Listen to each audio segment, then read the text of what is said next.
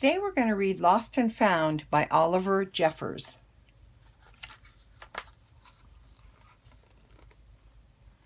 Once there was a boy who found a penguin at his door.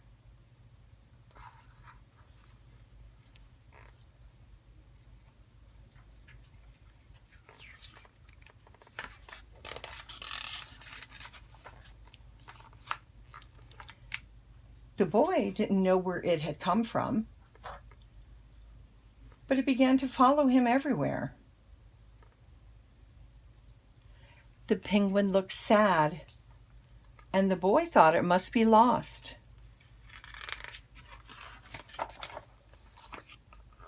So the boy decided to help the penguin find its way home.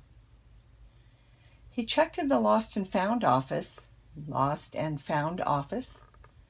but no one was missing a penguin.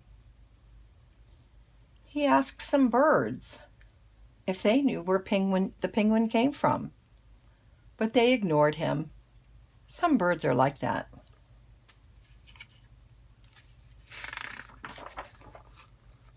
The boy asked his duck, but the duck floated away. He didn't know either. That night, the boy couldn't sleep for disappointment. He wanted to help the penguin, but he wasn't sure how.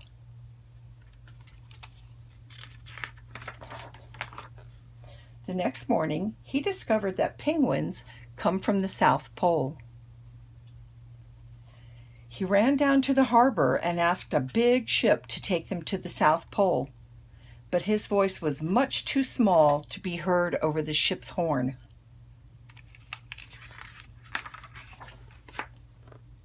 Together, the boy decided he and the penguin would row to the South Pole. So the boy took his rowboat out and tested it for size and strength. He told stories to the penguin to help pass the time. Then he packed everything they would need and pushed the rowboat out to sea.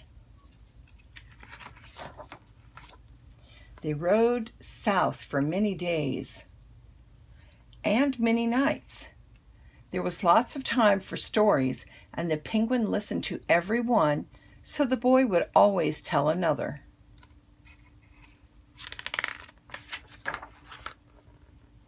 They floated through good weather and bad, when the waves were as big as mountains.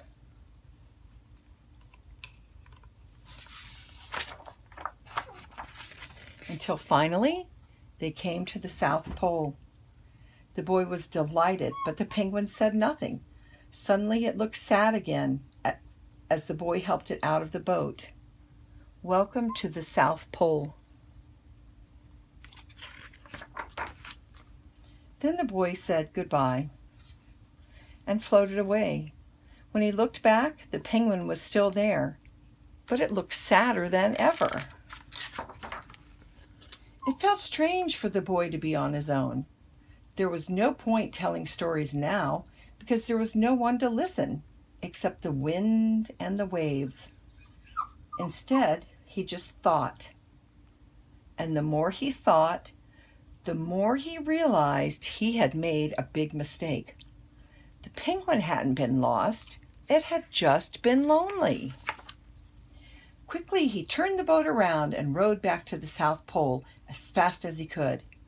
At last he reached the pole again, but where was the penguin? The boy searched and searched, but he was nowhere to be found. Sadly, the boy set off for home. But then the boy saw something in the water ahead of him. Closer and closer he got until he could see the penguin.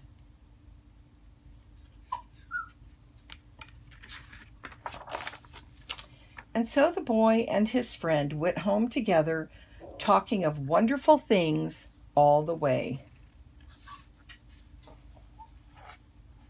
The end.